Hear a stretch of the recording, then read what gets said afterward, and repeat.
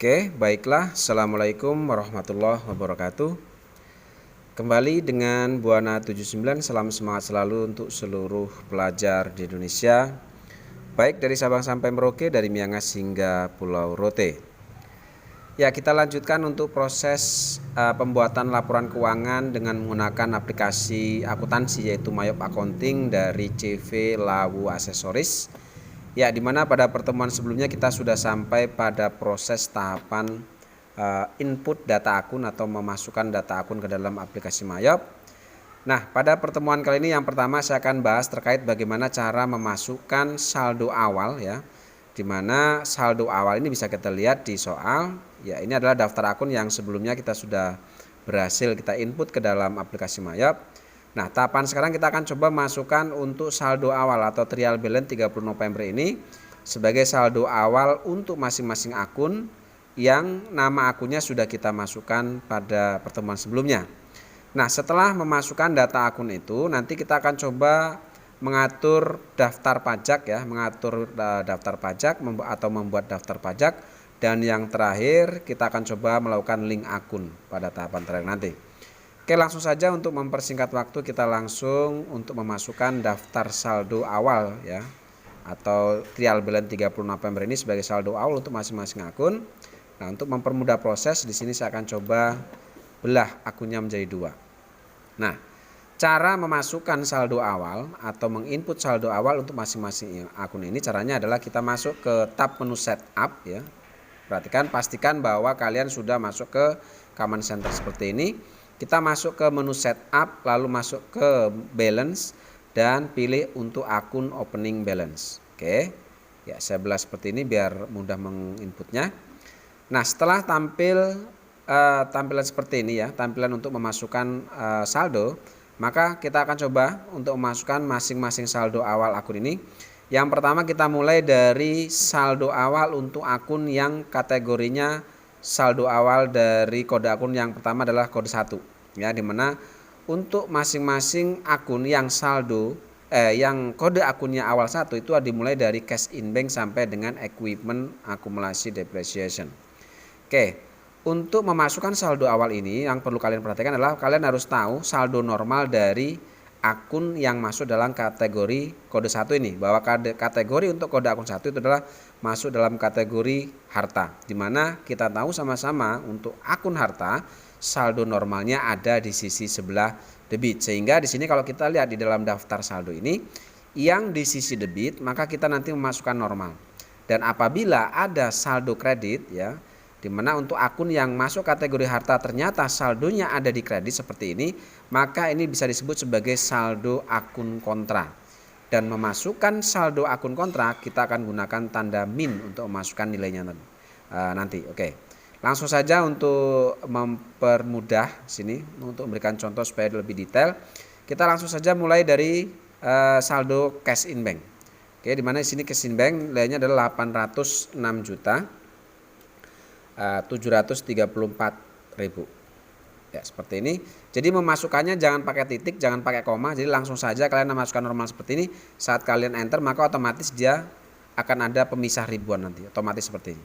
Oke, lanjutkan dengan petty cash yaitu 10 juta. Lalu untuk akun receivable 309 juta 650. Nah, untuk allowance for the full debt ya, di sini dia saldonya ada di sisi kredit seperti yang saya sampaikan di awal bahwa ini adalah saldo akun kontra. Dan cara memasukkan saldo akun kontra, maka caranya kita gunakan tanda min 7.500.000 ya, seperti ini. Artinya saldo kontra nanti akan berdampak pada pengurangan atas nilai harta itu sendiri, maka digunakan tanda min jika saldonya ada di sisi sebelah kredit. Oke, kita lanjutkan untuk merchandise inventory 276 juta 500. Oke, lalu untuk store supplies-nya 4.210.000. Oke, untuk prepaid rent-nya 18 juta.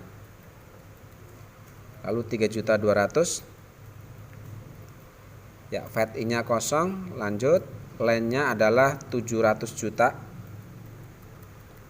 Lalu untuk building at cost-nya 420 juta. Dan akumulasi bleeding, akumulasi depreciation, akumulasi depresiasi untuk gedungnya 96 juta. Ingat di sini ada akun kontra ya, dia di sisi sebelah kredit, kita gunakan tanda min 96 juta 250. Oke, lalu untuk vehicle-nya 240 juta. Dan akumulasi penyusutan kendaraan atau vehicle akumulasi depreciation itu min 102 juta 500. Oke, lalu untuk equipmentnya gedungnya 60 juta. Gedungnya 60 juta. Penyusutan gedungnya 43 juta min ya, 43 juta 750.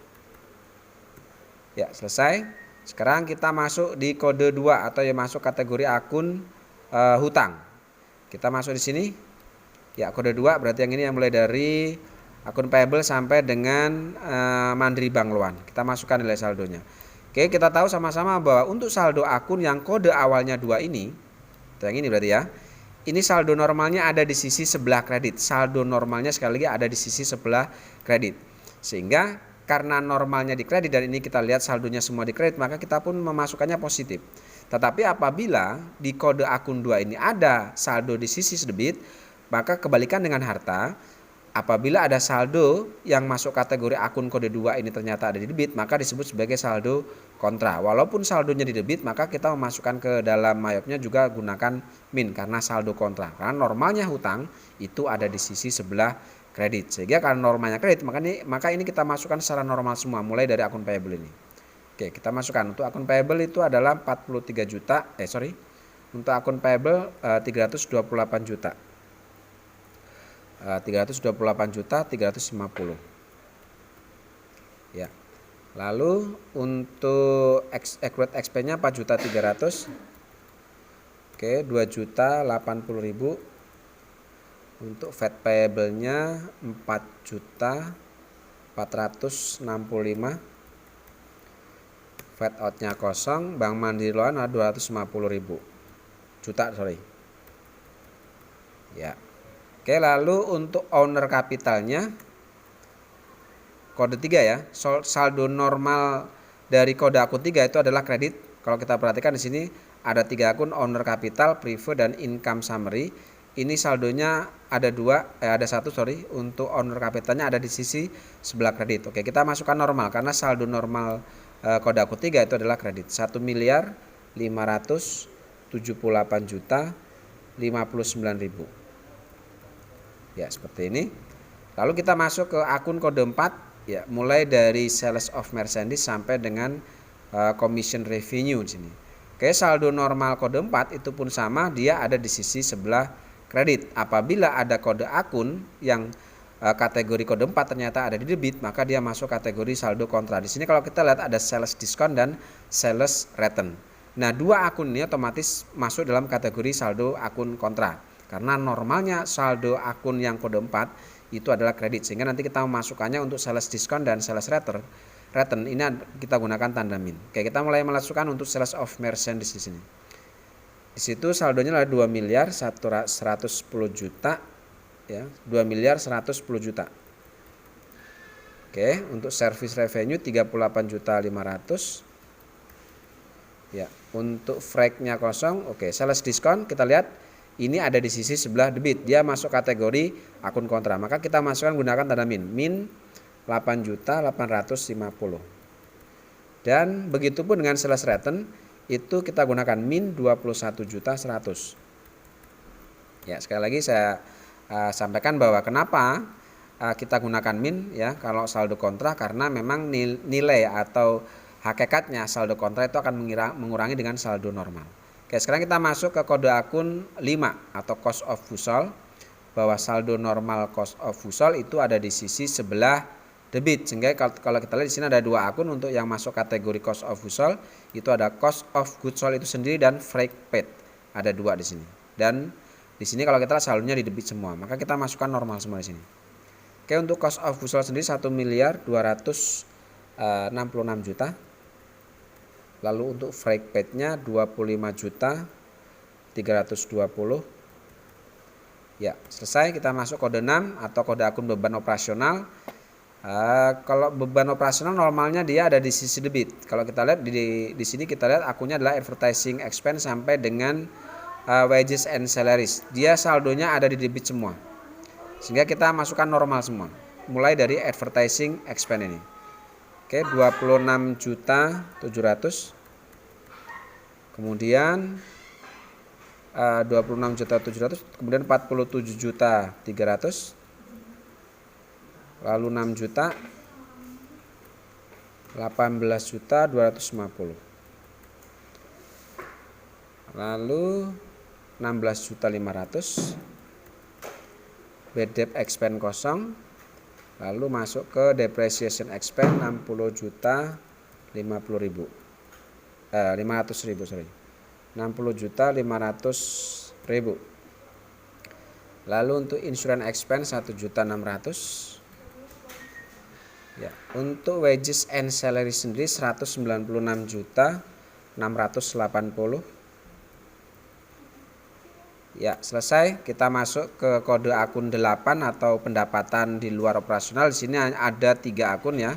Mulai dari interest income, late fees collected, dan gain or exchange asset.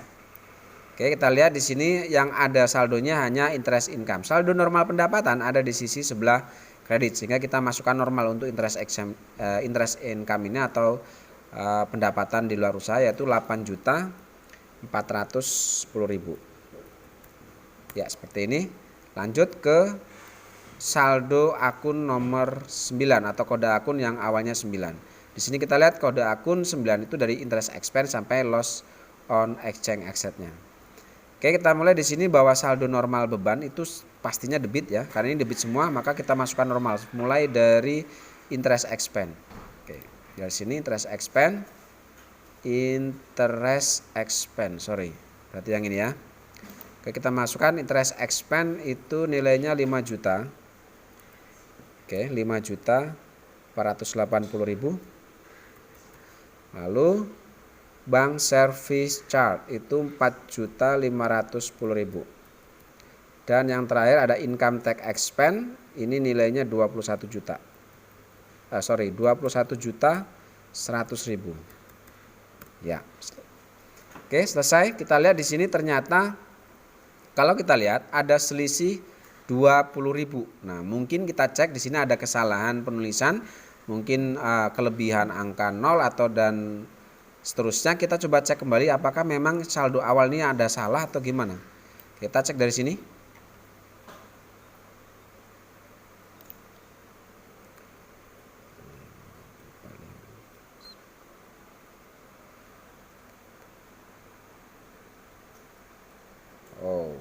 Oh, sorry, ini salah nih. Ada 5460 ini harusnya ya. Ya, ini 60. Ya. Oke, perhatikan untuk amount left to be allocatednya 0. Apabila amount left to be allocatednya 0 artinya bahwa kalian memasukkan saldo awal dari akun ini berarti sudah dinyatakan benar atau sudah balance karena tidak ada selisih seperti ini. Oke, memasukkan daftar saldo awal selesai. Kalau sudah selesai memasukkan saldo awal akun, kita oke untuk kembali ke beranda command center. Oke, itu cara bagaimana memasukkan saldo awal untuk masing-masing akun. Tadi caranya kita masuk ke menu setup, lalu kita pilih balance dan masuk ke account opening balance. Lalu kita masukkan nilai saldo sesuai dengan saldo awal yang ada di soal ya, khususnya trial balance 30 November. Ini akan jadi saldo awal di bulan Desember. Oke, seperti itu. Lalu kemudian setelah memasukkan saldo awal ini bahwa sampai dipastikan bahwa amount left to be allocatednya ini 0, artinya tidak ada selisih dari nilai saldo yang kalian masukkan, maka sudah dipastikan benar. Kalau sudah, kita oke dan kembali ke beranda command center seperti ini. Oke, itu langkah pertama untuk memasukkan daftar saldo awal untuk masing-masing akun. Yang kedua, setelah kita berhasil memasukkan daftar akun, yang kedua kita akan coba lakukan untuk atur pajak atau pengaturan pajak. Cara mengatur pajaknya, kita masuk ke menu ya, list di sini, menu list, lalu kita masuk ke tax code seperti ini. Nah, pada saat kita masuk ke kotak dialog tax code list ini, di sini sudah ada banyak jenis pajak yang bawaan dari Mayop. Nah, ini saya sarankan dari sekian banyak jenis pajak ini, Ini silakan kalian sisakan saja untuk jenis pajak yang NT ya dan GST. Di mana GST ini nanti kita edit akan jadi PPN, sedangkan NT itu untuk jenis pajak atau sesuatu yang tidak untuk mengaktifkan sesuatu yang tidak kena pajak seperti beban angkut dan sebagainya. Sehingga di sini kita coba lakukan penghapusan dari jenis banyak pajak ini. Caranya menghapusnya adalah kita mulai dari bawah, kita klik panahnya begini. Oke, lalu klik kanan, delete. Ya, oke, seperti itu. Lakukan seperti itu. Lalu untuk NTD juga sama, klik panahnya, klik kanan mouse, delete. Oke, untuk yang NT biarkan saja karena kita nanti akan menyisakan NT dan GST ini. Lalu kemudian yang ITS ini pun sama, klik kanan, delete. Untuk INP klik panahnya, klik kanan mouse, delete. Oke, GST biarkan saja. Lalu untuk GCE ini, klik panahnya, klik kanan mouse, delete. Dan sama hal dengan free seperti ini. Lakukan seperti itu sehingga di sini kalau kita lihat tinggal menyisakan 2. Ya. Dari 2 ini, maka untuk yang jenis GST ini kita akan edit dengan cara kita klik panahnya. Lalu untuk tax code ini, ya jenis pajak kita sesuaikan dengan jenis pajak yang ada di tempat kita, di mana jenis pajak namanya di sini kita gunakan adalah PPN ya. VAT in. VAT in dan VAT out. Nama pajaknya. Untuk PPN masukkan namanya VAT in, untuk PPN keluar namanya VAT out. Sehingga di sini kita sesuaikan saja, kita gunakan namanya di sini jenis pajaknya yaitu VAT in dan VAT out. Oke. Kita masukkan di sini VAT lah ya. Ya. Atau PPN saja dah. Oke, PPN. Maka di sini kita deskripsinya PPN itu adalah pajak pertambahan nilai. Ya, seperti itu. Untuk service tax-nya biarkan untuk besarnya jenis PPN-nya. Kalau kita lihat di kebijakan akuntansinya di sini besarnya PPN untuk pembelian dan penjualan ini besarnya masing-masing adalah 10%. Baik itu penjualan maupun pembelian. Sehingga di sini untuk rate-nya kita isi 10% seperti ini. Oke, sudah ya. Nah, untuk link akun for tax collected ini kita ganti atau kita link ke akun VAT out ya. Ya, ini use.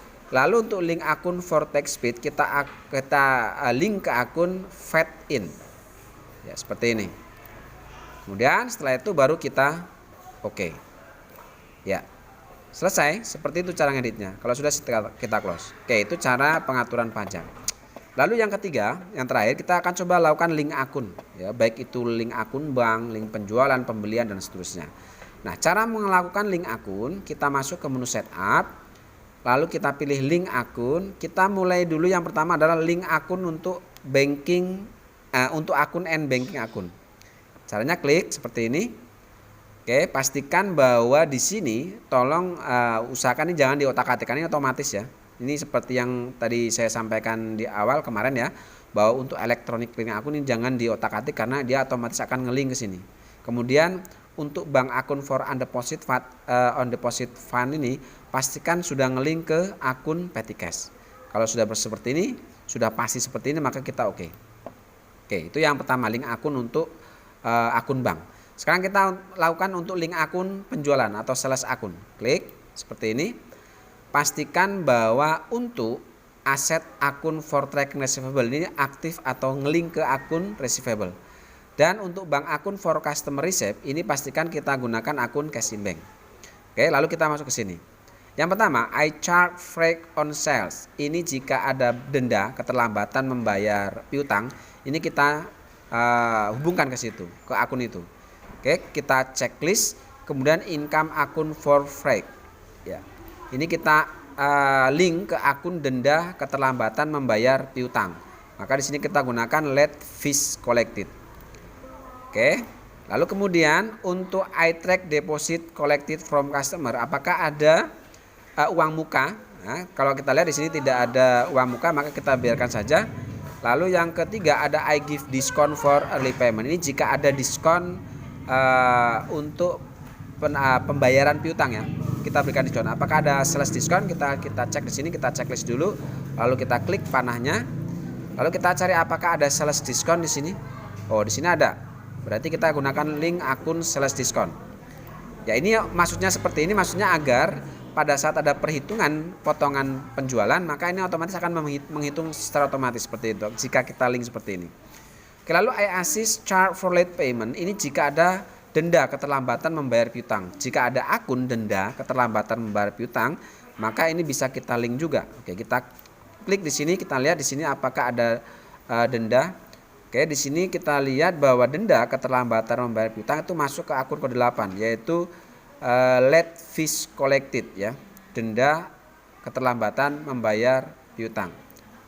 Ya, seperti ini. Use.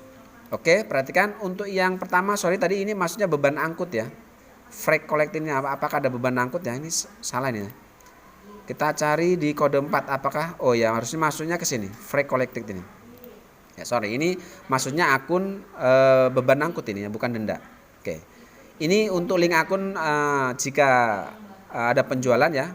Yang pertama bahwa jika ada beban angkut penjualan maka kita link ke akun beban angkut penjualan. Lalu yang kedua ini jika ada uang muka, karena dilihat di analisis tidak ada uang muka, maka ini kita biarkan saja, tidak usah kita checklist.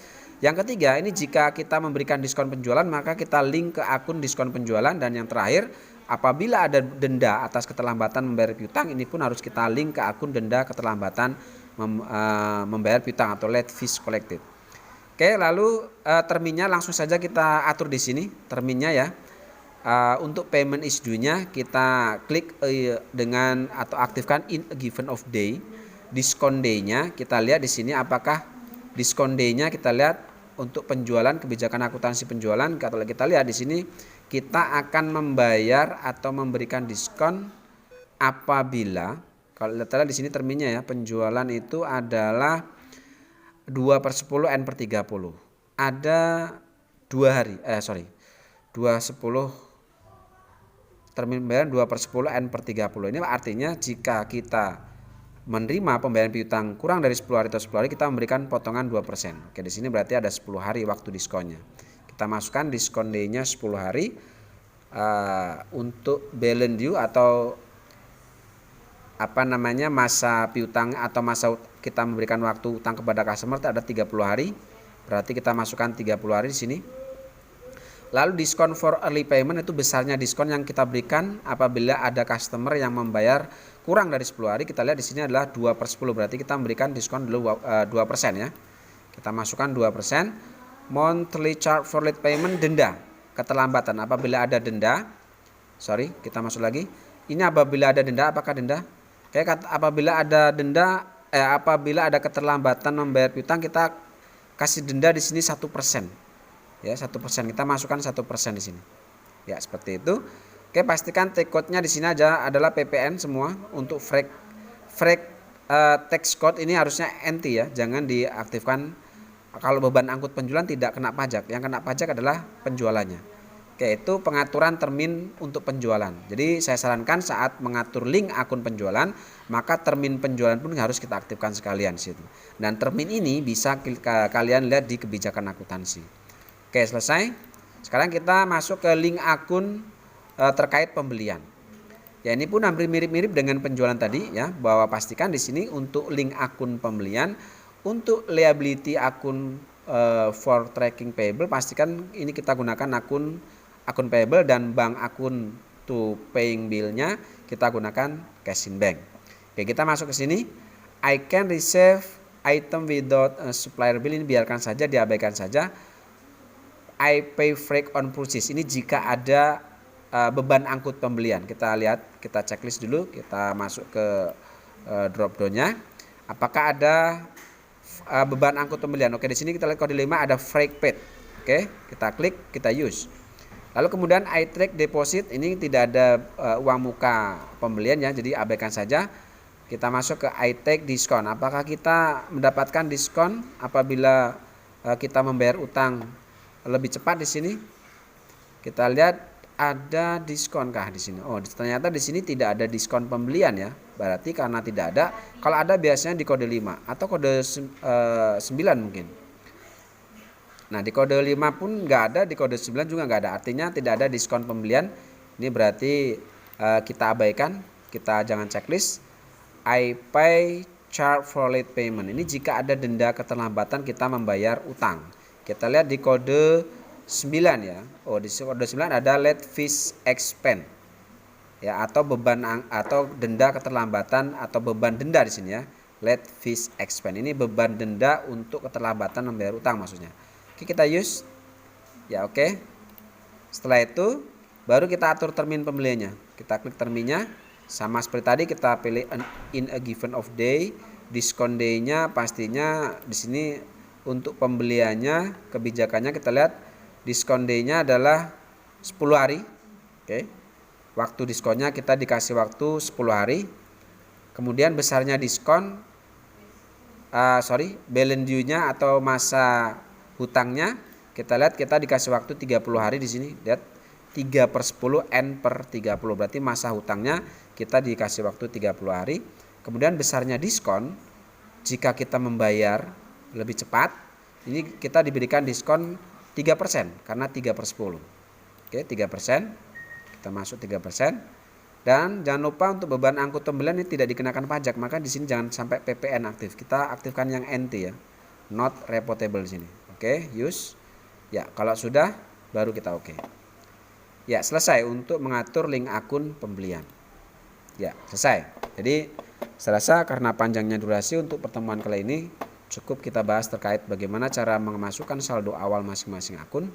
Kemudian, bagaimana cara mengatur pajak tadi. Dan yang terakhir, mengatur link akun. Baik itu akun bank, akun penjualan, dan akun pembelian. Saya rasa cukup. Terima kasih. Sampai ketemu pada pertemuan berikutnya. Assalamualaikum warahmatullahi wabarakatuh.